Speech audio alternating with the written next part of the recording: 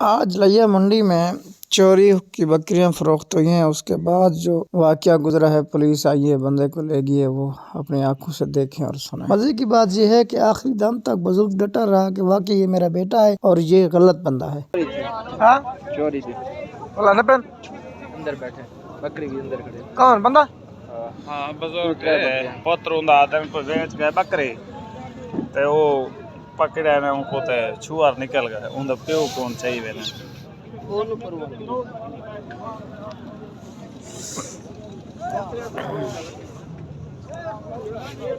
हाँ